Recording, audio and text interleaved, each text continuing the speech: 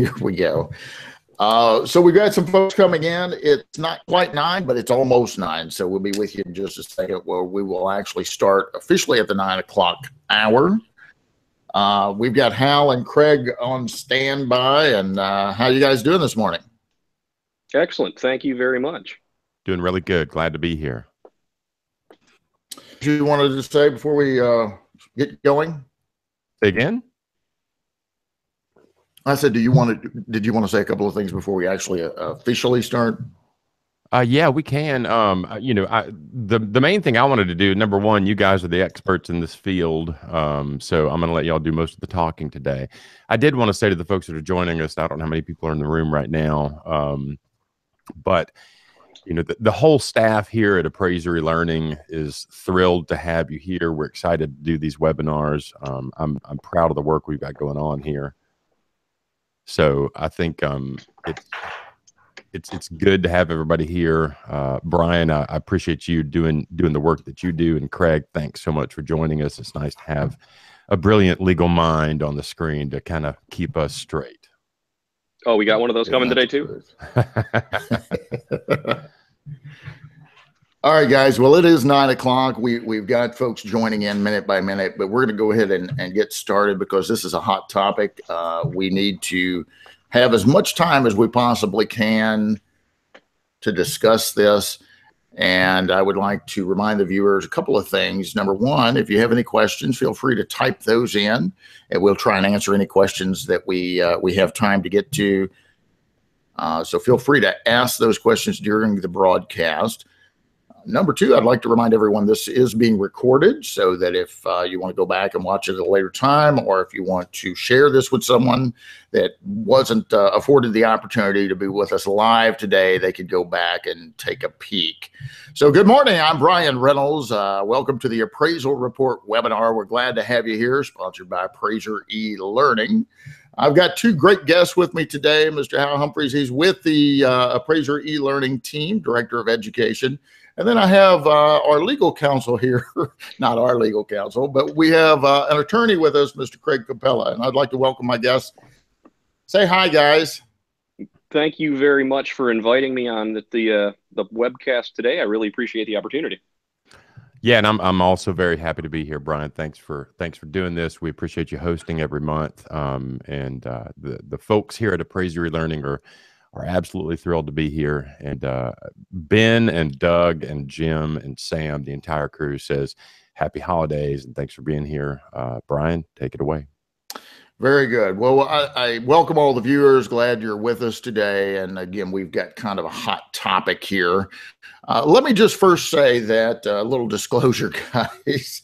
The views and opinions by the guest are not necessarily those shared with Appraiser eLearning or the host, Brian S. Reynolds. And all viewers and participants should verify information through an independent, trusted source. So let's get that stuff out of the way there. And let's talk about what's going on. But I think what's gotten the attention of most of the practicing appraisers and the appraisal community, if you will, is a request by a Tennessee bank. And it's been brought to my attention. This is the first request ever in the United States. And Craig, you correct me anytime I misstate, because I'm good at making mistakes. But my understanding is this is the very first request ever as a request to waive appraisals. And we know Fannie Mae and Freddie Mac are now doing they call them PIWs, property inspection waivers, where under certain low risk loans, they may waive the appraisal, if you will.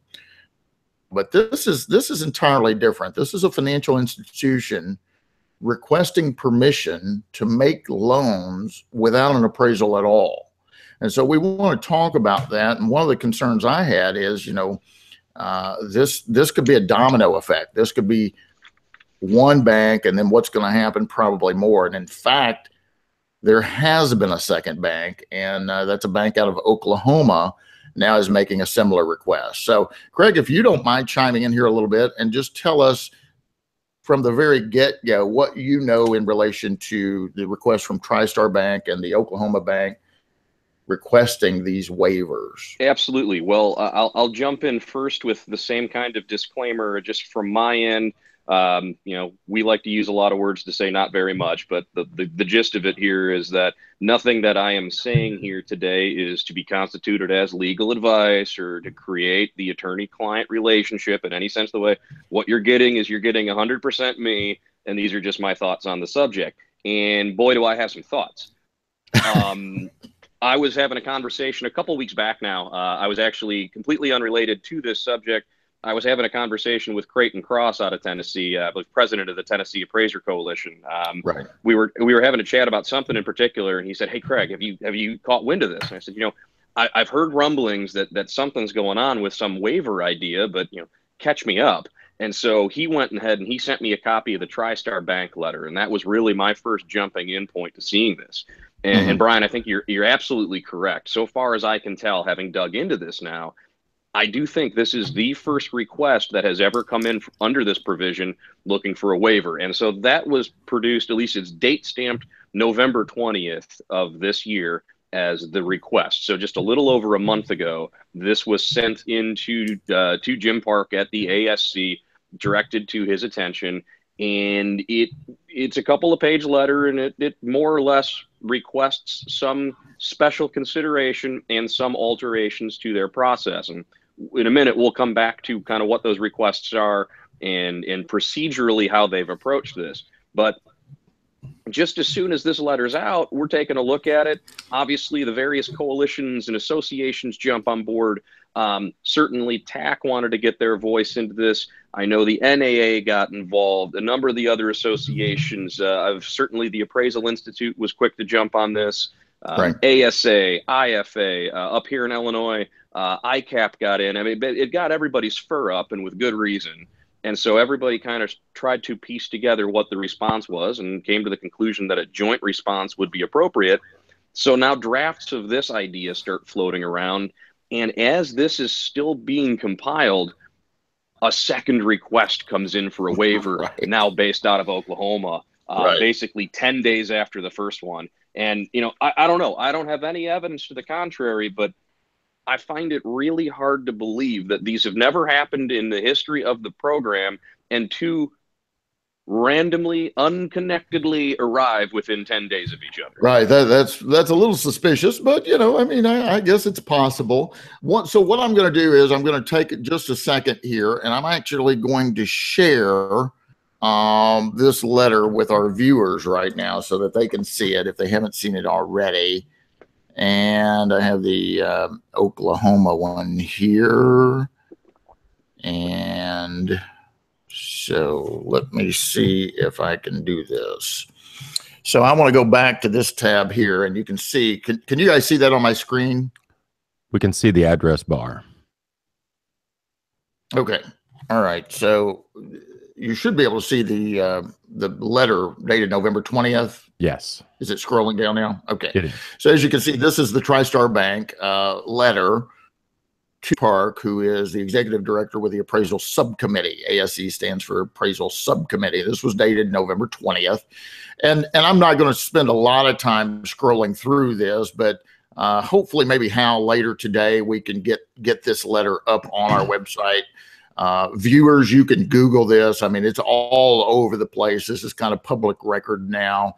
This topic was addressed at the most recent Tennessee Appraiser Commission meeting, and we encourage appraisers to go back and watch that. They spent about 15 minutes having a conversation on this. So basically, the Tristar letter is saying that there's been an increase, as you can see, an increase of 82% in wait time to receive commercial appraisals. They're also arguing that the cost to their client has increased, which, for good Lord, from 2013 to 2017, most things increased in cost, don't they? So I don't know that that's a valid argument. But then here are some suggestions that they are saying we'd like to do in lieu of an appraisal. So they're asking for a waiver for the entire year of 2018. And then three of the items they're requesting is one, get a value from a trusted realtor Number two, receive an evaluation from Clarity Appraisal Management, which I find a little interesting. They name a specific company there. You know, they didn't name Century 21 for the brokerage firm or Remax or anybody. They just said a trusted. But when it comes to number two, they list one out specifically, which seems a little interesting to me. And then number three is our senior officer will research comparable sales and determine the appropriate value. So, Craig, let's just talk on this just a second. Is this proper protocol to request a waiver? I mean, we know that there is a provision via FIREA to request these, although one has never been requested ever in the United States until November 20th. But is that the proper protocol? Did this bank's letter properly ask for the provisions to waive the appraisal requirement? What's your thoughts on that? Well, the initial thought I have is I've got two thoughts kind of running concurrently. And again, I can't begin to predict what the appraisal subcommittee is going to do. But procedurally, there is a process here by which a waiver request must be received. And to a layperson, I mean, that sounds like, oh, yeah, you put it in the mail, you put a stamp on it, it gets received, right?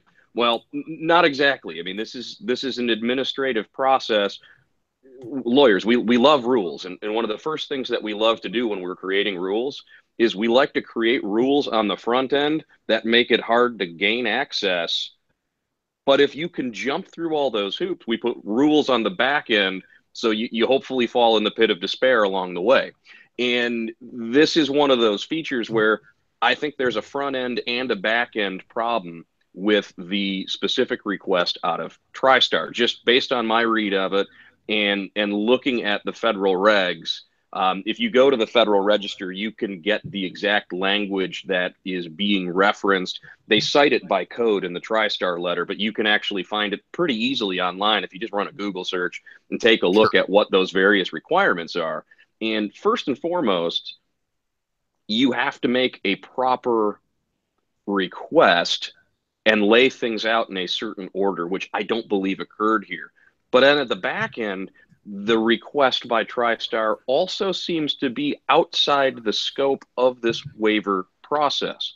If you are requesting a waiver, you are requesting a temporary waiver of the licensing and certification requirements for appraisers. I don't see anything in this section, and again, if I've missed something, it's possible, but I don't see anything here that says this is to waive or eliminate appraisals.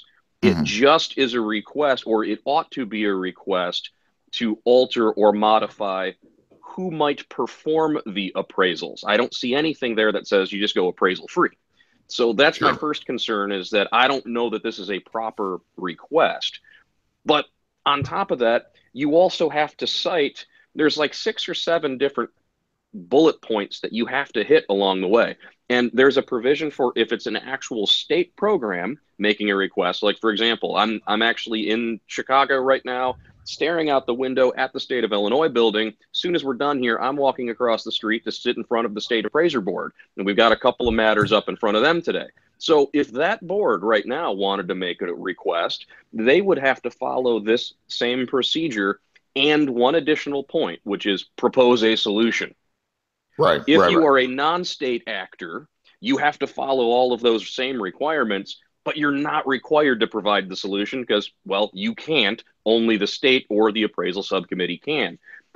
I do not see here in the Tristar letter that that protocol was followed. It does not seem to me that they've met all of the other criteria to make this request. So my first thought here is I'm not certain that the Tristar letter is going to be, quote unquote, received by the appraisal subcommittee, because I don't know that it meets standard.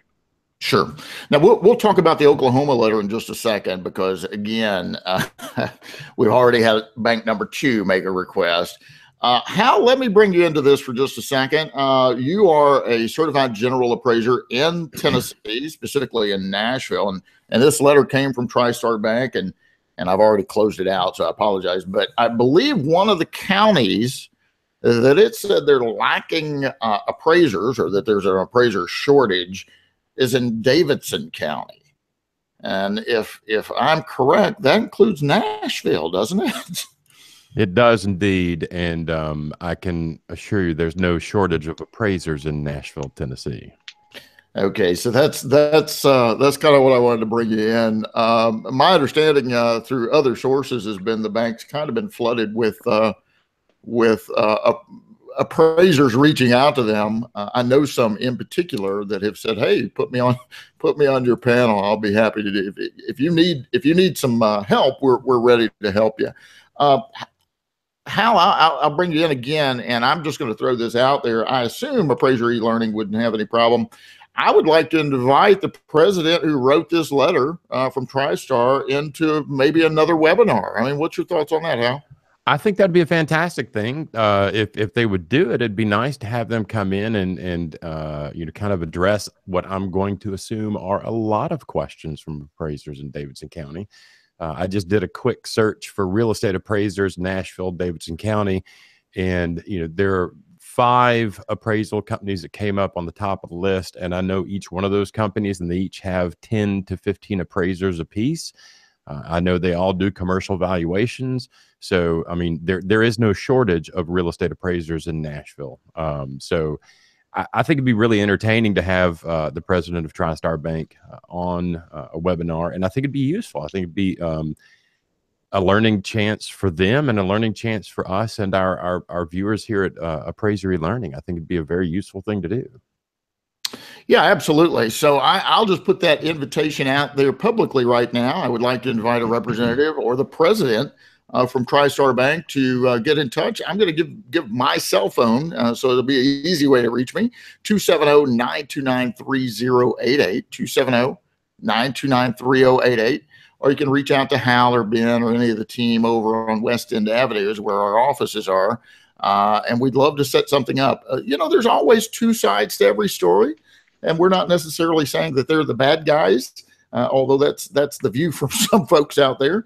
But it would be a platform for them to tell their story, why they think that there's a necessity for them to request such a waiver. And I would say we'll make that invitation to the Oklahoma bank that we're going to talk about right now. So, and Brian, I have a real quick thing, and Craig, I'm kind of curious about your thoughts on this. I know that Brian has some thoughts on it because we've talked about it a little bit, but it was just about 10 years ago that we had what everybody refers to as the dark days of real estate in the United States. We had a market crash. We had a bunch of banks that had bundled up securities out of a bunch of really bad loans and tried to, kind of deal with that risk in what ended up being a really bad way. The question I have, and I think, Craig, you might be the one to answer this. If banks back then were making bad loans nonstop, and I think it's pretty clear they were, what does getting out of the appraisal requirement, how does that help a bank? Well, I think that's a great question. In part because I'm not sure entirely what the benefit is if what you're seeking to do in this process in underwriting is to protect the bank's investment. And I mean, what are we trying to do here? We're trying to presumably certify with some reasonable level of credibility that the funding decision by the bank, should they enter into this relationship, is protected.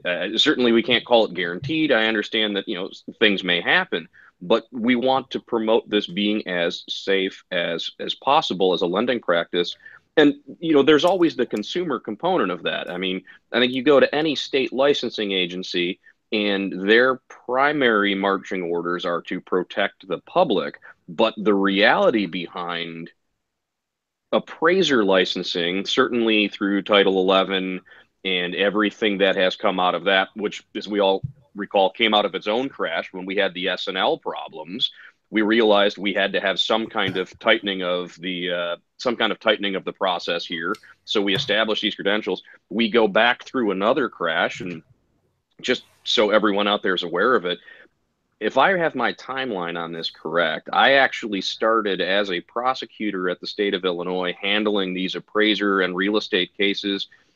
I believe my start date was the week before Bear Stearns collapsed. So if everybody can kind of get a sense of drinking from a fire hose on that one, that's what I walked into when I went to the state end of this, and that was exactly the concern, folks. It's not just protecting the public. That is job number one. But part of protecting the public is also protecting the bank's interests, and that's what appraisers are there for. Longtime board member here in Illinois, Maureen Sweeney, who's just recently off, but one of the things she was notorious for telling people was, look, as a licensed appraiser engaging in this lending work, you are the eyes and ears of the bank. That's your role here. And so to just waive that entirely and say, you know what, we've got better solutions. I mean, I don't want to put a tinfoil hat on here and say we've been driving at this for the better part of a decade anyway, with UAD and CU and gathering big data and all that, certainly on the residential end. But I'm failing to see where the protections in any of this are if this waiver goes through, especially because it's not even asking to just relieve the license standards, but let's have someone else who might be competent do this. This initial request is saying, let's get rid of the appraisal altogether. At least that's how I read it. And I'm at a loss as to exactly why is that better? Well, and the other thing, you know, we talk about protecting the public, and granted, as part of the underwriting process, real estate appraisers, part of our job, I think our job is to be an independent third party and call it like we see it. But that should also protect the bank. But at the end of the day, with the 2008 financial crisis, the bailout package was paid for by the public. That came out of tax money. That came out of tax dollars. So in protecting the lending institutions through underwriting, we are also, I think, de facto protecting the public in the same way. Absolutely. And Craig and Brian's heard me tell this story before, but when I was, I don't know, 19, 20 years old, I bought my first home. And this was back at 1988, 89, something like that. And I went to my hometown bank, to my hometown banker, whom I knew, and I told him I found a house I'd like to buy. I'd like to get a mortgage. He actually came from my hometown of Humboldt, which is 2 hours away, personally, to look at the house with me. He thought it was a good deal. He agreed to do it, but he said, you know what, Hal? He said, I know you, and I'm not going to loan you all of the money. I need your dad to co-sign on it with you. And he ended up making the loan. My dad co-signed the note with me, but here's the deal. They kept that note in-house. They serviced the note. So back then, the bank had a vested interest in underwriting that loan properly, not just from the real estate perspective, but from the credit perspective and from all those things. So, but he wanted to know, if I get this house back, can I sell it eventually for enough to make up, you know, a good portion of the loss? And that was the process back then. And I think we've gotten away from that by bundling bunches of loans and sending them to a servicer or a processor. You know, let me chime in there on that. I don't think there's any question that in years past, and this may be several years, we were more of a collateral-based lending society. I mean, the banks really cared about the collateral, and they wanted trusted valuation experts to help them ascertain what is the value of this collateral, because it was security for the debt. And then somewhere along the way, we went kind of from a collateral-based lending society to more of a credit-based lending society. You know, I cared less about the collateral, care more about your willingness and ability to repay. And since the housing crisis, since you guys have been bringing that up, I don't know where the heck we are now. Maybe it should be a little of both. And if the folks out there have not seen the movie The Big Short, I'll just bring that up. It's an excellent little movie talking about the housing crisis. So it might be something you take a look at. Hey guys, the other thing that I will echo with Hal on that is, for most Americans out there, buying a house or owning a house, that constitutes the biggest investment they will ever have in their life. And so the appraiser, our job is to be obviously independent and unbiased, render an opinion of value so that everyone can make a decision on that. And to just throw that away, it just seems to defy common sense. Now, if there's a problem, if truly there is a shortage of appraisers, maybe there's other things we need to look at to solve those problems. And I don't know that there's a shortage or not, but hey, I want to grab this Oklahoma letter. And while I do that, Craig, if you want to start speaking on this Oklahoma waiver request, I'm pulling that up on the screen now. So I hope everyone can see that. How you can kind of instruct me. Do I have that up? I'm not great at multitasking here. But this is a bank out of Oklahoma, City Bank and Trust Company, and you see the date on the letter, November 30th. So this occurred pretty quickly after the Tristar Bank's letter. And they're citing how many licensed appraisers they have in the area. They're citing that basically they just don't like one of the certified general appraisers, it appears. And so they're asking for a similar waiver.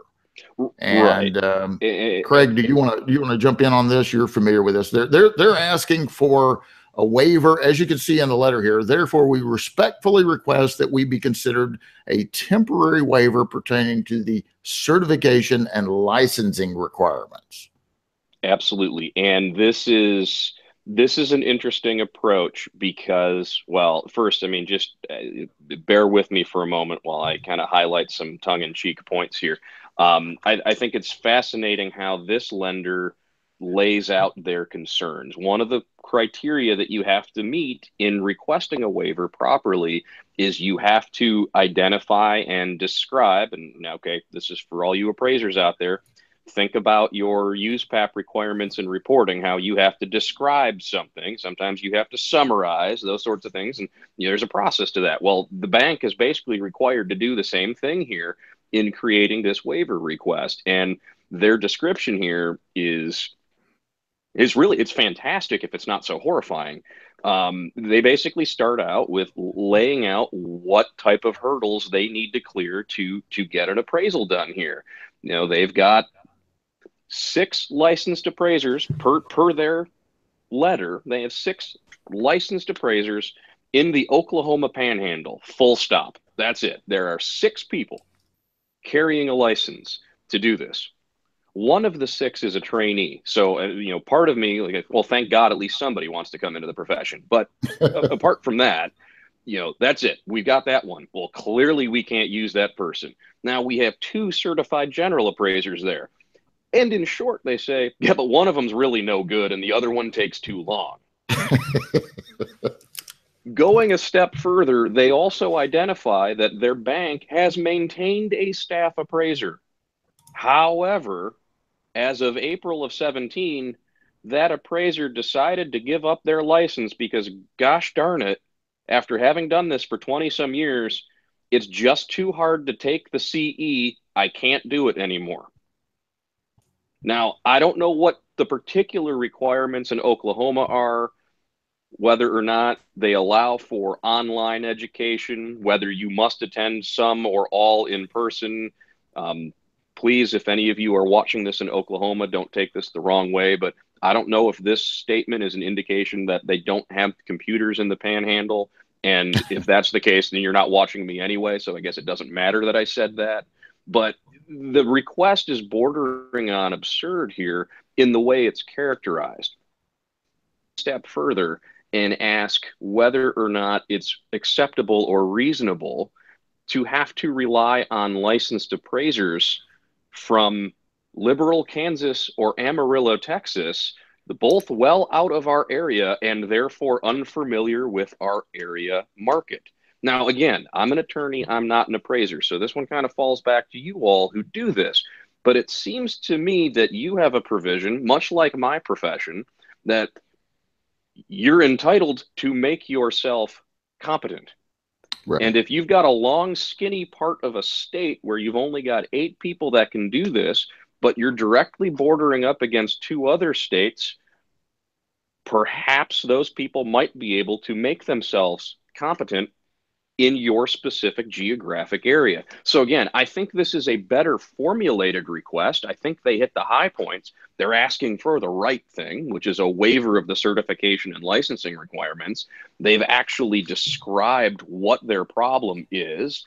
They've identified what particular aspect, requirement of the state law they're looking. They've laid out in some form or fashion, they've laid out the scarcity problem. They've also identified kind of what types of delays and hurdles they're clearing. So this seems to me they've actually checked the boxes of making an appropriate waiver request. But goodness, I don't know that the substance of it. And again, so this one might slide under the first criteria, meaning this letter may stand a better likelihood of being received by the appraisal subcommittee because it seems like they hit all of the technical requirements up front, meaning now we have to go to that back end process where it would be analyzed and considered. And that's where I start having my problems on this one as well.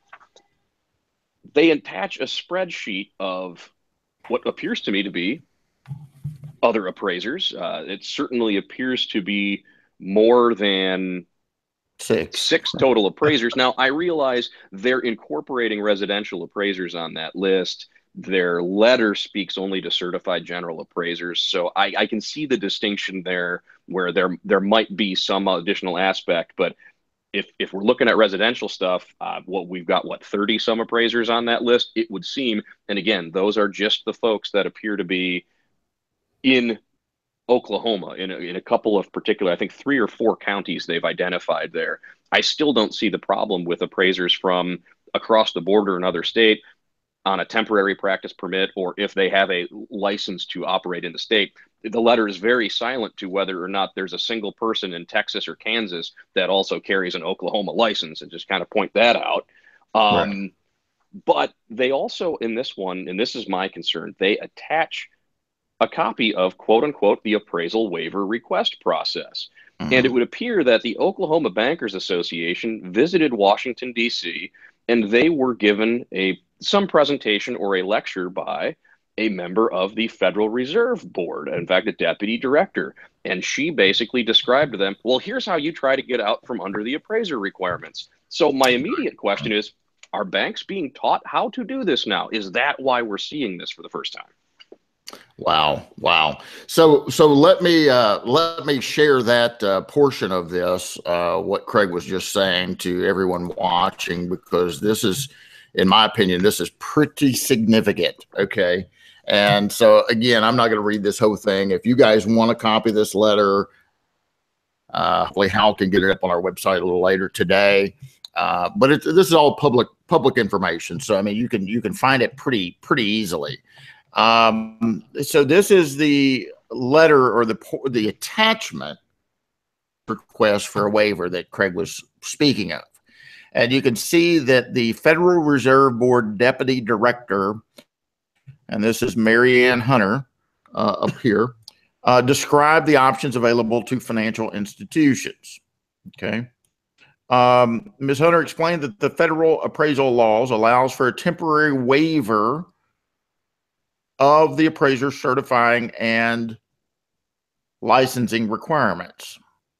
And then as you go down, it gives the criteria for this. You have to describe a description of all significant problems currently being encountered in efforts to comply with the appraisal requirement, the nature of scarcity of certified or licensed appraisers, and the list. I'm not going to show that up on the screen, but yeah, it was a two-page list of appraisers that they attached. But Craig, if you look at that, they put a little asterisk by 6.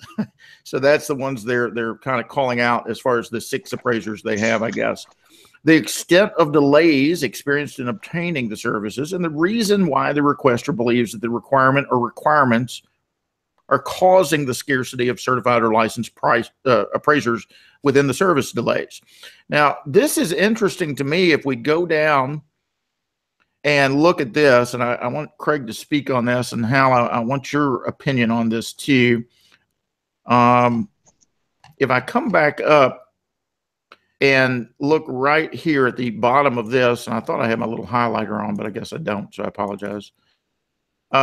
If the waiver is granted, the requirement to use a certified or licensed appraiser would be waived for all regulated institutions engaging in FRTs, federally related transactions, in the affected geographic area, regardless of who initially requested the waiver. So if, and I'm no attorney or judge or anybody that's that bright, but the way I interpret that is that if this is granted for Tristar, and Davidson County is one of the geographic areas, and it's granted, if I'm understanding this correctly, any bank conducting business in Davidson County can waive the appraisal requirement.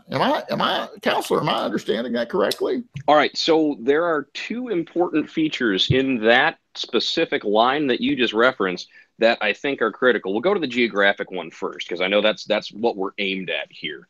And so you're exactly right in how you're reading it, that for any lending institution that falls into that geographic area, this waiver would apply. It wouldn't go just to this bank alone. It would be this bank and whoever their other compatriots are in the geographic area. All right. For FRTs. We're going to come back to that, but that's important. And that's point two, and that's significant. All right. So first one is geographic area.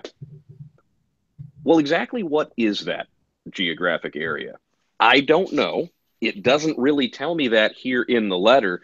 And I suspect that is up to the discretion of the subcommittee or the panel who reviews this. So that's going to be a gray area. I think, and I don't know, in part because we don't have any precedent. It hasn't happened before.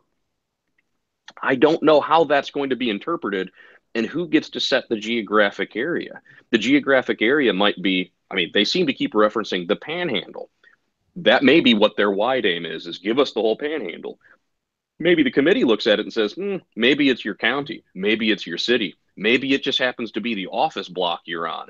I don't know, because it's not clear who dictates geographic area. But that's an important consideration, because any other lending institution engaging in FRTs in that geographic area would also be immediately presented the waiver if this were to be accepted. Now, Craig, yes, I'm going to stop you half a second, because we're right at the halfway mark for the webinar, and we've got a couple of questions that have come in. And this one specifically, I think, goes to what you were just saying about any bank involved in federally regulated transactions.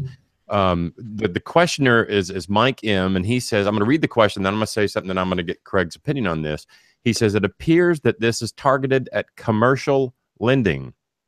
If this is approved, how long will it take to be applied to residential work? The way I'm hearing you guys talk about this, a residential appraisal of the sale or purchase of a home that is, the mortgage is made through a federally regulated bank, that is an FRT. At that point, it doesn't matter if they're asking for a break on commercial work or residential work or farm work or whatever. It's any FRT. Right. And it's any bank in that area. So if this passes, it happens immediately. Am I reading that right? I believe that's correct. Yes. I think that's exactly right. And so that's the distinction here. The hook in everything is this FRT language, which I think, depending upon who you ask, is residential mortgage lending. I heard one stat, I think last summer, from somebody at one of the GSEs that was pretty much just, maybe about 4 to 6% of all appraisals being done nationwide would actually fall under the strictures of what an FRT is. There's a gray area as to what's actually a federally related transaction, but that's not what is impacted. It's any institution engaging in an FRT. If this institution in the course of a year does one federally related transaction and every other loan they operate on is not an FRT, they're still covered by waiver. Yeah, my understanding on that, Hal, and some are a little suspicious on this, that maybe that was the motivation, right? So what they can do is, if the bank can demonstrate there's a shortage of commercial appraisers, we can't get a commercial appraisal to save our soul. And I believe in one of these letters, I saw 8 months. Okay, it takes us 8 months to get a commercial report. So if they can make a valid argument and get a waiver for the commercial aspect, the problem is the waiver doesn't discriminate.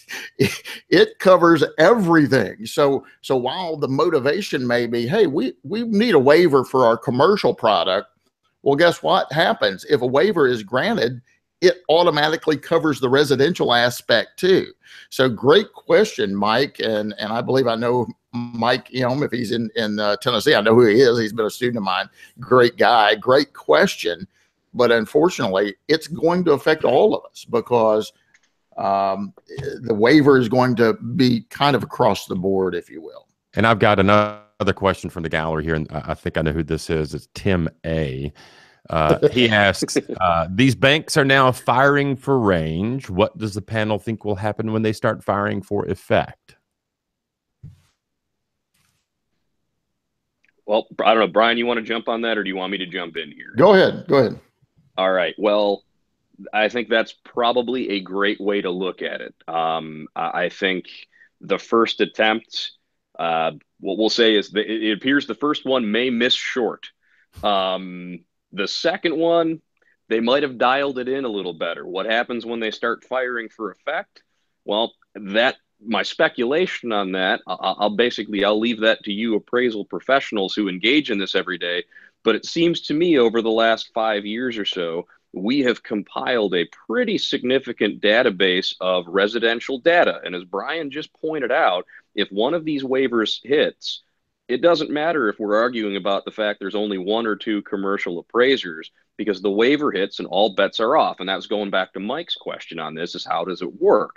So if suddenly it's a lifting of the requirements altogether for licensing and certification, I don't know that you're going to be able to get away completely with elimination of the requirement of appraisal product, but it appears there's been a run made at that. And if in its discretionary powers, the subcommittee were to consider this and go, yeah, you know what, we'll let you utilize other valuation products instead of an appraisal, all bets are off, because all of that data is already sitting out there. And I'm sorry to say this way, but I'm going to do it anyway. And you appraisers have provided it for them already in the past 5-6 years.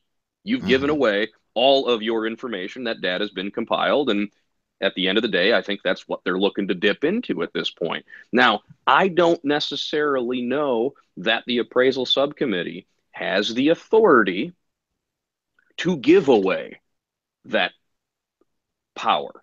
I don't believe, just based on the specific language of this request process, they have the authority to do anything other than temporarily waive or rescind the licensing and certification requirements. I don't know that they have the ability to say, forget it, you don't need appraisals at all. I don't think they're allowed to do that necessarily.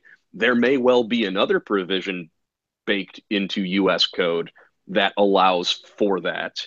But right now, it seems to me that their focus is narrowly limited to the licensure and certification aspect. And watching just like you are, we're going to have to see how this plays out. The first one, I suspect, may not get received at all. I think the Oklahoma one might get received.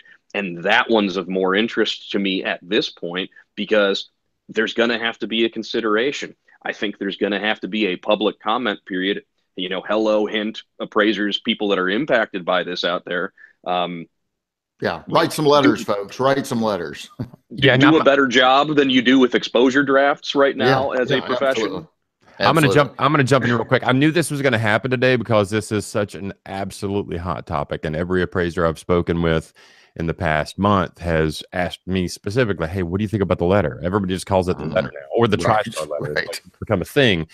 But all right, so Oz asked, and I'm just going to go through a couple of questions. We'll do question and answer real quick just to kind of get these out of the way, because I think they're valid questions. Oz says, Is the lender holding the mortgage in-house, or will they try to sell on the secondary market, Fannie Mae?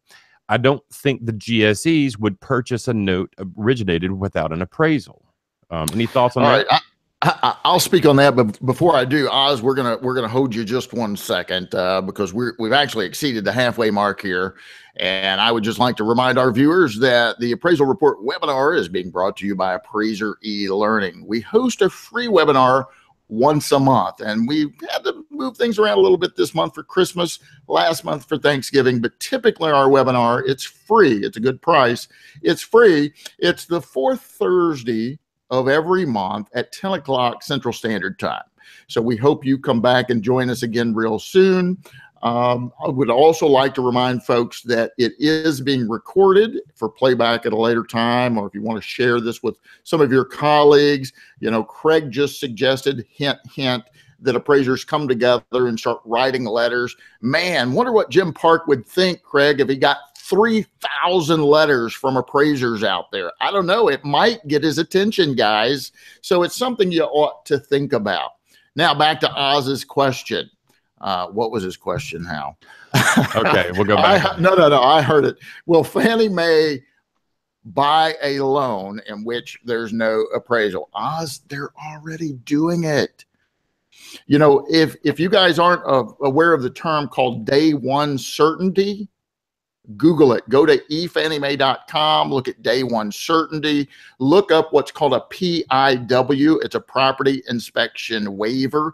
Fannie Mae is actually offering to buy loans under certain scenarios without an appraisal at all. So they're already doing it themselves. Hal, did you want to ask a couple more questions before I get into the next segment here? I do. One, let's see, we got Oz taken care of. Ben says Williamson Davidson counties are designated as areas for relief. Two of the highest populated, most urban counties in Tennessee. Then which county in Tennessee would not qualify as an area for relief? I think that's a valid question. I think we all kind of know the answer to that.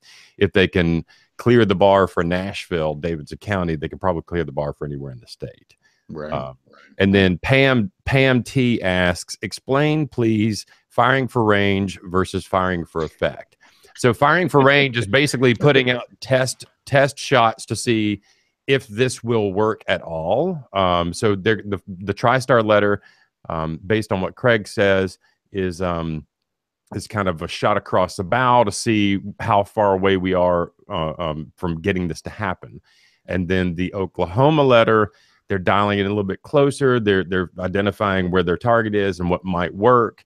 And when they start firing for effect is when they figure out where the ASC is going to come down on some of these things. Then they can kind of fine tune their requests to really have some serious effect that could impact us as appraisers. It could impact the financial markets. It could impact real estate lending in general. So did I describe that right, Craig? No, absolutely. I mean, historically, you know, it's an old military term. It's artillery in practice is what it is. And you were exactly right in your description. The first thing you're trying to do is just figure out, am I going the right distance? Am I going to land in the right spot? If I'm at the right spot, if I'm got range, now I'm actually trying to land it on the target. And so that's exactly the idea here. And I think that's precisely what has occurred, which is why Tim was spot on asking that question. The first shot fired here was just to see if one of these things is going to be taken up or considered. I mean, certainly if you land the shot by some sort of a happy accident, that's great. Everybody goes home a winner here, and that's good. But I think the first one is just a test balloon. Is this thing going to go anywhere? Can we get it to happen? I think it's already started tightening up, and you can see that 10 days later in the Oklahoma letter. Right. I'm sorry. I'm going to throw one more question there because I think this is also a valid question. And the irony is not lost on me. Do you think it's time for appraisers and appraiser groups to stop pushing this questionable narrative that there is an appraiser shortage? I think, you know, and this is from Ed C., and I think he might have a valid point. Are we, in fact, furthering the narrative that there's a shortage by even talking about this? My thought is we have to talk about these things.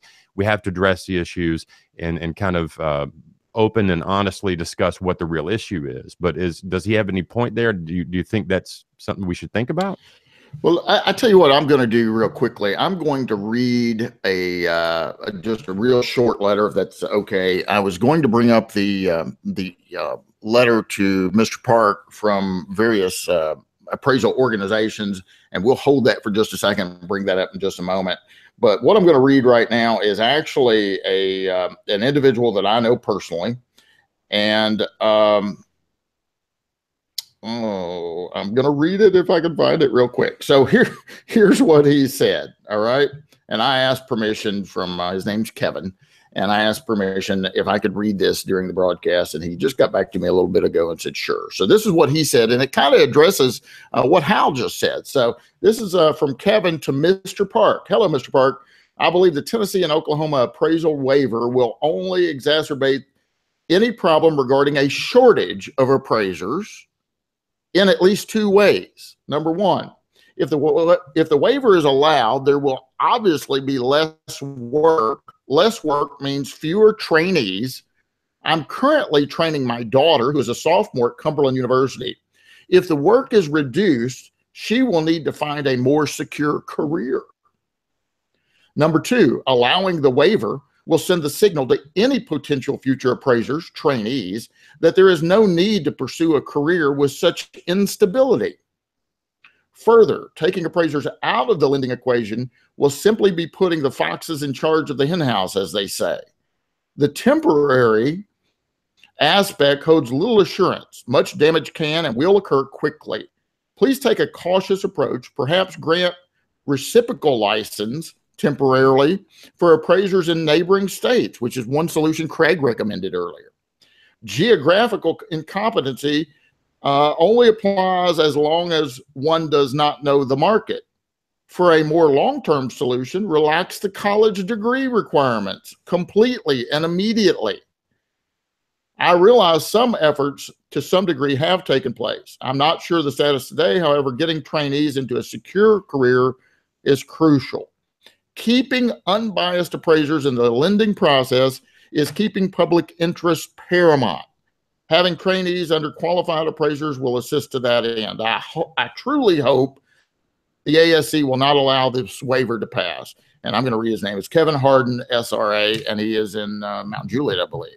So he kind of speaks on that topic of the shortage, and he kind of echoes what Craig recommended earlier with appraisers, getting involved, maybe writing a letter.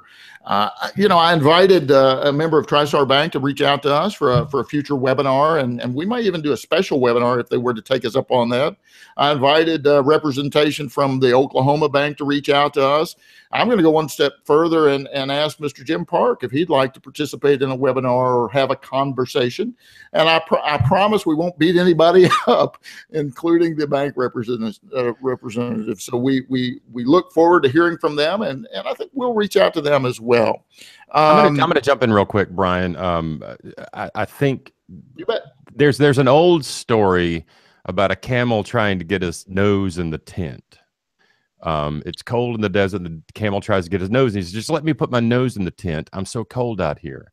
By the end of the night, the entire camel is in the tent, and whoever was in the tent before is on the outside. I think the temporary thing is the camel's nose in the tent. I think the temporary provision is just a way to open that door just a little bit. Once it's opened, all bets are off. That's my fear there. The other thing I think we have to, as appraisers, as professionals, we have to get our heads around the idea of educating the banks that we provide a service. We do a thing that helps you out. We provide a service that is part of the underwriting process, and have them start looking at us as something that is useful and good, and not something that's just required. Number one. And number two, providing that service. I think everybody listening today, we had almost 100 people in today. I think everybody listening today is going to be, a professional. They're going to be competent. They're going to do the work in the best possible way. But when we're approaching things from the attitude of, hey, the law says you've got to hire us, so hire us, then we're a commodity. Right. And when it comes to commodities, you know, if you're the same as the next guy is the same as the next guy is the same, then I'm going to take cheap. Thank you. So we've got to, as appraisers, approach this with a little bit of a different attitude. I think of, we provide a professional service. We provide a service that is useful, and we are here to help the bank, not just slow them down and get in the way of deals. Yeah, I agree, Hal, that we have been probably since licensing, and I believe we need to be regulated. I'm not stating that, but you know, it seems like back in the day, the banks genuinely valued their relationship with appraisers, and I'm not saying to hit numbers. I'm saying that they had trusted folks that they really, you know, I used to get requests to appraise properties for the banker.